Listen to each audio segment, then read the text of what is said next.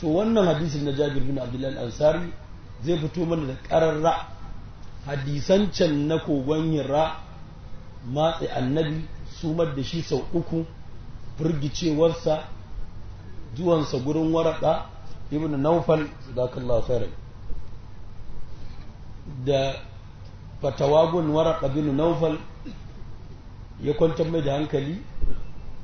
har kuma a ƙarshe abu ya kuma dawowa ya zama yana neman kashe kansa ne duk da fatawar da Waraka ya mai duk wannan ba a yi ba ko ɗaya ba a yi ba a yi ko ɗaya ba a cikinsu matsa annabi sau 3 ba a yi ba jama'a yau na ribas ina gaya salafa su je su da karanta Bukhari don su shiri zama da ni shi ƙur'ani ma ba a kogon Hira ya fara sauka ba gaba ɗaya ba wani gangami da za ku yi ko ku ce SS su shigo gwamnati ta shigo littafai za ku ɗauko kawai abin da zai ƙwace ku ke an ce wasu suna ta ihu SS ku shigo 'yan sanda ku shigo gwamnati to ai ba ɓangaren su ba ne sun suka shigo su yi ne SS su shigo su yi makami kullum suna na akwai su fulula a nan amma sun zama abin da ya shafe su ba da ake ta ta kiran SS ka shiga librare ka yi bahasi zai gwamnatin da za ka yi kira ta kwace ka littattafai su na shiga na fito da karatu shiga ka fito da naka in kuma baka da bayani to yi shiru wallam ya kunya arifuhu ba kuwan yaskuta jama'a da ɗai ƙur'ani ba a kogon Hira ya fara sauka kun gane karatun nan na wuce kuma a babin saukar wahayi saboda ina lallaba al'amura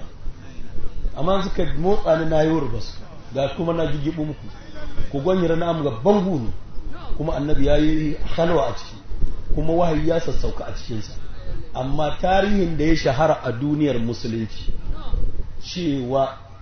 wahayi na farko a kogon Hira aka yi tatsuniya ce abin da ya shahara a duniyar musulunci farkon sura da Allah ya saukar Iqra tatsuniya ne tatsuniya ce ba ta da wani asali ba Iqra ce farkon sura ba kuma ba a kogon Hira aka fara wahayi ba jama'a abin da ya sa na tsallake wannan maudu'i da azumi ban tauna shi ba akwai nau'i na yamutsin rikicin kishin mata a ciki duk da matsala ce muhimmiya mai haɗari da ya waje ba a tauna mutane su san gaskiyarta to amma wadan kusa ina tsatsallakewa ina kaucewa ina barin al'amura wallahi al'azim rigima ce ta kishin mata da ɓangarancin malaman hadisi musamman Bukhari shi ya jawo aka juya wa duniyar musulunci tarihinta na asali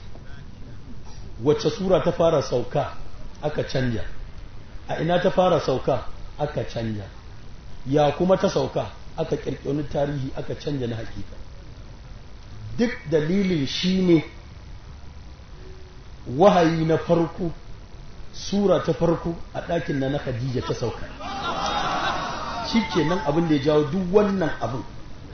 yau kuma zan fitar muku da haka kuma za ku ji tsit sai dai in ai wani wahayin ko ai wasu littattafan ba dai waɗanda suke hannunka ba wannan ita ce magana da take a rubuta ta hakika canja ta akai an kadar da saukar wahayi dakin na Khadija saboda rigimar kishi aka musanya ayyuhal muddathir fa anzir ita ce farkon surar ta sauka fa anzir ku kalla ko siyakin fa tashi ka kira jama'a ka gani fa anzir can gwana ce qira bismi rabbikal ladzi an shiga cikin zafiya magana ce ta ibada tsarin ibada ake nan ko magana ce ta stamping an aiko ka tashi kai kira